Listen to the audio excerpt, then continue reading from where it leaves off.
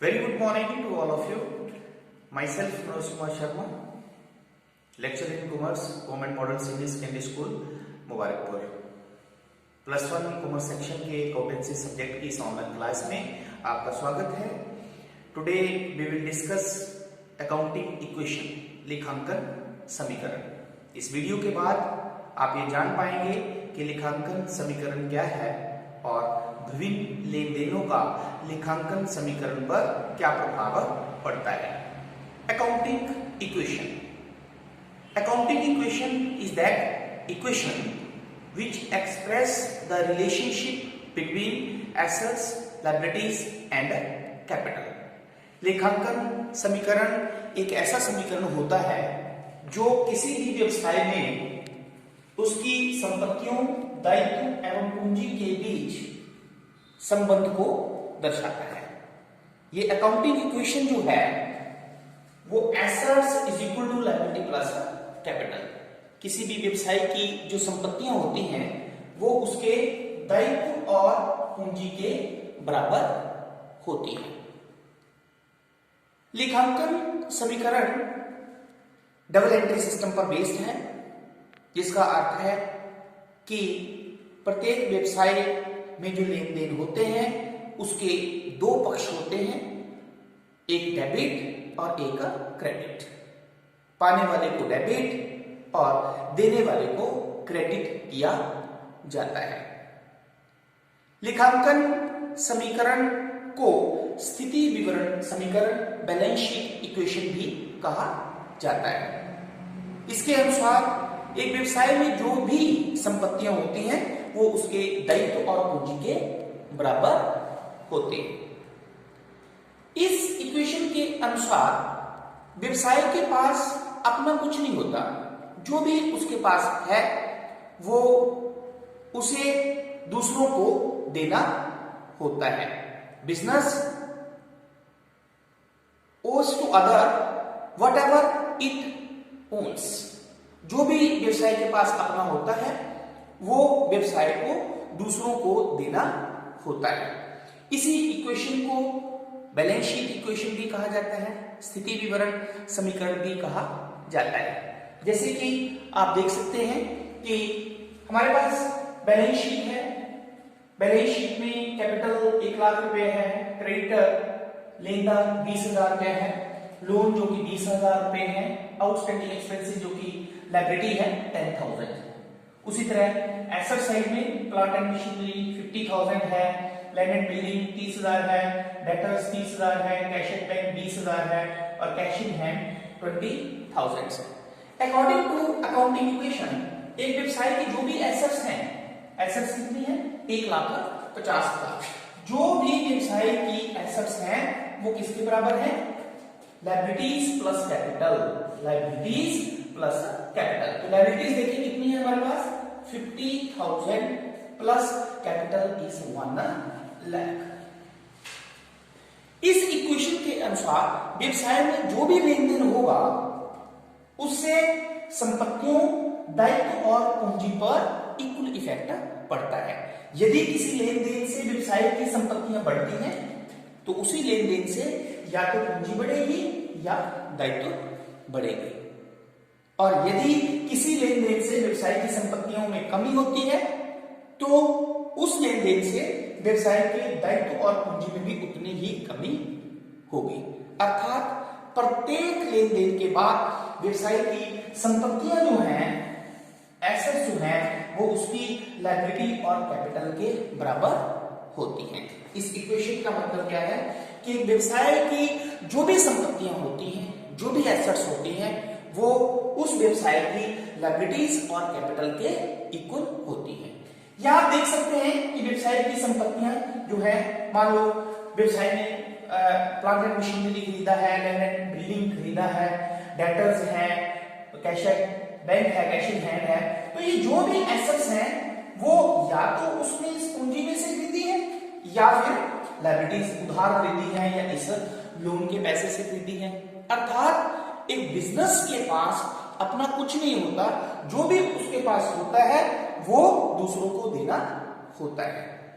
इसलिए एक व्यवसाय की जो भी संपत्तियां होती हैं वो उसके दायित्व और पूंजी के बराबर होती है। अकाउंटिंग इक्वेशन जो है वो एक ऐसी इक्वेशन होती है जो ये दिखाती है कि किसी भी व्यवसाय की संपत्तियां जो होती हैं, एसेट्स जो होती हैं, वो उसकी लायबिलिटीज और कैपिटल के बराबर होती हैं। अर्थात इस इक्वेशन में आप ये देख सकते हैं कि एक व्यवसाय की जो एसेट्स होती हैं वो उसकी लायबिलिटीज प्लस कैपिटल के बराबर होती हैं, जैसे कि आपने ये देखा। अब मान लो इस इक्वेशन की सहायता से टू और इक्वेशंस भी आपके पास निकलती हैं। वो क्या है कि अगर आपने लायबिलिटीज फाइंड आउट करनी है तो लायबिलिटीज की वैल्यूज कैसे फाइंड आउट करेंगे आप? Assets minus capital, assets minus capital. और इस इक्वेशन को हम कैसे लिख सकते हैं? कैपिटल इज इक्वल टू, इसको हम कैसे लिख सकते हैं? Capital is equal to assets minus liabilities, assets minus liabilities. जैसे कि आप देख सकते हैं कि assets liabilities equal to assets minus capital, तो लायबिलिटीज हमारे पास जो है वो निकल के आ जाएंगी। लायबिलिटीज हमारे पास है 50,000, ठीक है, is equal to assets 1,50,000 minus 1 lakh. Clear? उसी तरह हमारे पास कैपिटल जो है we can find out, capital is 1 lakh, तो वो हमारे पास है एसेट्स माइनस लायबिलिटी 50,000। तो हर सिचुएशन में हमारे पास जो है वो व्यवसाय की संपत्तियां जो हैं वो दायित्व और पूंजी के बराबर ही होती हैं। तो ये है हमारे पास अकाउंटिंग इक्वेशन जो कि किसी भी व्यवसाय की एसेट्स, लायबिलिटीज और कैपिटल के बीच जो है वो संबंध को, रिलेशन को एक्सप्रेस करती हैं। अब हम ये डिस्कस करेंगे कि विभिन्न लेन देनों का, डिफरेंट ट्रांजैक्शंस का जो है वो अकाउंटिंग इक्वेशन पर क्या प्रभाव पड़ता है। विभिन्न लेन देनों का लेखांकन समीकरण पर क्या प्रभाव पड़ता है, अब हम देखते हैं। जैसे सपोज करो हमारे पास लेन देन है, 20,000 रुपए लगाकर व्यवसाय शुरू किया, बिजनेस स्टार्टेड विद कैश ₹20,000। अब जब बिजनेस 20,000 रुपए लगाकर शुरू किया तो इस लेन देन से एक व्यवसाय की संपत्ति बढ़ती है। कौन सी संपत्ति बढ़ती है? कैश संपत्ति बढ़ती है। और दूसरी तरफ जिस राशि से व्यवसाय शुरू किया जाता है उसे हम पूंजी कहते हैं, ठीक है। Capital is the amount which is invested in the business to start the business. तो 20,000 जो है व्यवसाय की कैपिटल इंक्रीज हो जाती है। क्लियर? कोई भी व्यवसाय में ऐसा लेन देन नहीं होगा जिसका संपत्तियों, दायित्व और पूंजी पर इक्वल इफेक्ट ना पड़े। अगर संपत्ति बढ़ती है तो दायित्व भी बढ़ेंगे, अगर संपत्ति कम होती है तो दायित्व भी कम होंगे। क्लियर? सेकंड, अगर हम लेन देन को देखें, goods purchase for cash means नगद माल खरीदा 2,000 का। अब जब 2,000 का माल नगद खरीदा गया तो इस लेन देन से क्या हुआ? एक तरफ कैश कम हो गया क्योंकि नगद माल खरीदा है तो कैश रिड्यूस हो गया हमारे पास, कितने से? 2,000 से। और दूसरी तरफ क्योंकि गुड्स हमने खरीदी है तो गुड्स भी व्यवसाय की एसेट्स होती हैं, तो व्यवसाय की एसेट्स बढ़ जाती हैं। कौन सी एसेट बढ़ जाती है? गुड्स। कौन सी एसेट बढ़ जाती है? गुड्स। तो अब आप देखें कि हमारे पास इस इक्वेशन से क्या इफेक्ट पड़ता है। यहाँ पे हम न्यू इक्वेशन लिखेंगे।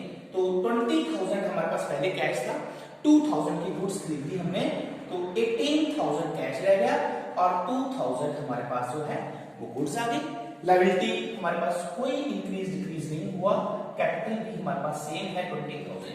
तो इस ट्रांजैक्शन के बाद भी आपने देखा कि एक व्यवसाय की संपत्तियां जो हैं 18 प्लस 20,000 जो है वो liability plus equal, it is liabilities plus capital, it is also 20,000। मतलब हर लेन देन के बाद जो है जो व्यवसाय की संपत्तियां जो है वो उसकी दायित्व और पूंजी के बराबर ही आ रही है। अब थर्ड ट्रांजैक्शन अगर आप देखें तो गुड्स परचेज फ्रॉम हरी ₹3,000। अब जो है वो हरी से उधार माल खरीदा गया है। तो जब उधार माल खरीदा गया है तो इस लेन देन से भी क्या हुआ? गुड्स व्यवसाय में आई है तो गुड्स तो ऐसा होती है, तो गुड्स जो है वो बढ़ जाती है कितने से? 3,000 से। और हरि से उधार माल खरीदा है तो the person from home goods purchase on credit is called a creditor. जिससे उधार माल खरीदा जाता है उसे हम बोलते हैं लेनदार। तो क्रेडिटर जो है, लेनदार जो है, वो क्या होती है? लायबिलिटी होती है। तो 3000 से जो है वो लायबिलिटी बढ़ जाती है। अब इस लेन देन के बाद, इस ट्रांजेक्शंस के बाद भी हम देख सकते हैं कि हमारे पास एसेट्स, लायबिलिटीज और कैपिटल पे क्या इफेक्ट पड़ा। तो क्योंकि कैश पे कोई इफेक्ट नहीं पड़ा तो कैश हमारे पास 18,000 ही रहा। गुड्स 2000 पहले थी, 3000 और परचेज की, 5000 हो गई। क्रेडिटर हमारे पास 3000 न्यू जनरेट हुए और 20,000 हमारे पास कैपिटल सेम है। तो अगेन आप देख सकते हैं 18 प्लस 5 23,000 और 3 प्लस 20 23,000 मींस इस कनेक्शंस के बाद भी व्यवसाय की जो संपत्तियां हैं, ठीक है, वो लायबिलिटी और कैपिटल के बराबर ही आ रही है। और अकाउंटिंग इक्वेशन यही शो करती है कि व्यवसाय में कोई भी लेन देन अगर होगा तो उससे व्यवसाय की एसेट जो है, वो संपत्तियां जो है वो उसके दायित्व और पूंजी के बराबर ही रहेंगी। अगर हम नेक्स्ट ट्रांजेक्शंस को देखें तो है गुड्स सोल्ड फॉर कैश, नगद माल बेचा गया। इस सिचुएशन में जब हम नगद माल बेचते हैं तो वन हैंड क्या हुआ? नगद माल बेचा तो कैश इंक्रीज होता है, ठीक है। कैश इंक्रीज हुआ कितने से? 2000 रुपीज से। दूसरी तरफ क्या हुआ? क्योंकि माल बेचा है हमने तो माल भी एसेट, गुड्स जो है वो रिड्यूस हो जाती है। तो फिर इस कनेक्शंस के बाद भी आप देखते हैं कि आपकी एसेट्स और लायबिलिटीज पे क्या इफेक्ट रहता है। तो 18,000 प्लस 2, अब आपके पास एसेट जो है वो 20,000 हो जाती है, लेकिन गुड्स जो है आपके पास कितनी रह गई? अब 3,000। 5,000 में से 2,000 हमने बेच दी है, लेकिन लायबिलिटीज पे हमारा कोई इफेक्ट नहीं पड़ता है और कैपिटल पे भी कोई इफेक्ट नहीं पड़ता है। तो आप देख सकते हैं 20 प्लस 3 23 एंड 3 प्लस 20 23 मींस इस कनेक्शंस के बाद भी हमारे पास व्यवसाय की संपत्तियां जो है वो उसके दायित्व और पूंजी के बराबर है। नेक्स्ट कनेक्शंस को अगर आप लेते हैं तो it is furniture purchase, furniture खरीदा गया।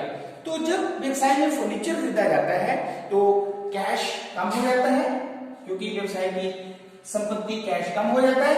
दूसरी तरफ फर्नीचर संपत्ति है तो व्यवसाय की संपत्ति जो है वो बढ़ जाती है। कौन सी संपत्ति बढ़ जाती है? फर्नीचर एसेट जो है, संपत्ति जो है बढ़ जाती है।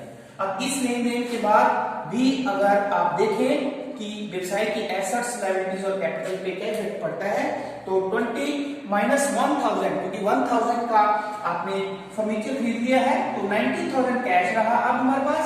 देन गुड्स हमारे पास 3,000 है और फर्नीचर हमारे पास 1,000 का है। ओके, क्रेडिटर हमारे पास कोई चेंज नहीं आया और कैपिटल पे भी हमारे पास कोई चेंज नहीं आया। तो इस कंडीशन के बाद भी अगर आप देखें तो 90 प्लस 3 22 22 प्लस 1 23 और 3 प्लस 20 23 मींस इस कंडीशन के बाद भी व्यवसाय की एसेट्स जो है वो उसकी लायबिलिटीज और कैपिटल के इक्वल आ रही है। देन अगर नेक्स्ट लेन देन को अगर आप देखें, रेंट पे, किराया दिया। तो जब किराया दिया गया है बिजनेस में तो बिजनेस का कैश जो है वो कम हो गया। और सेकेंडली किसी भी एक्सपेंसेस से कैपिटल जो है वो कम हो जाती है। तो अगर अब हम देखें कि हमारे पास जो है वो न्यू इक्वेशन जो है वो क्या रही तो 19,000 में से 500 कैश यूज कर लिया, पेमेंट कर दी, 18,500 प्लस देन 3,000 एंड प्लस 1,000 और क्रेडिटर में कोई चेंज नहीं है लेकिन कैपिटल हमारे पास 19,500। तो अगेन टोटल आप करें तो 22,500। देन लास्ट अगर आप देखें इंटरेस्ट रिसीट, अगर हमें ब्याज मिलता है तो इससे भी हमारे पास क्या होता है, अब क्योंकि ब्याज मिला है तो कैश हमारे पास बढ़ जाता है और इनकम से क्या होता है, कैपिटल हमेशा इंक्रीज करती है।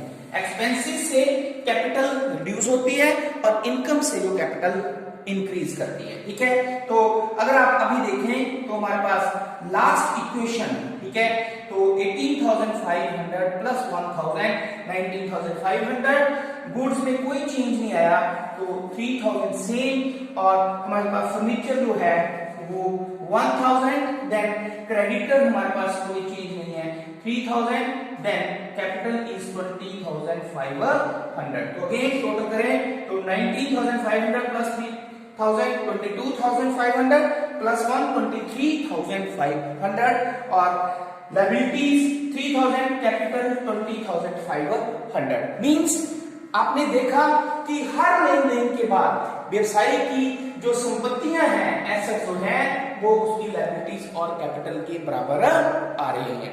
तो इस तरह से आज के जो वीडियो में हमने डिस्कस किया कि अकाउंटिंग इक्वेशन जो है वो क्या होती है। तो अकॉर्डिंग टू अकाउंटिंग इक्वेशन जो है एक व्यवसाय की एसेट्स जो होती हैं वो हमेशा जो है वो लायबिलिटीज और कैपिटल के बराबर होती हैं। तो आई होप कि इस वीडियो से आपको अकाउंटिंग इक्वेशन का अर्थ, ये अकाउंटिंग इक्वेशन क्या होती है और किस तरह से जो है वो बिजनेस ट्रांजैक्शंस का अकाउंटिंग इक्वेशन पे इफेक्ट पड़ता है, ये आपको समझ में आ गया होगा। Thank you very much.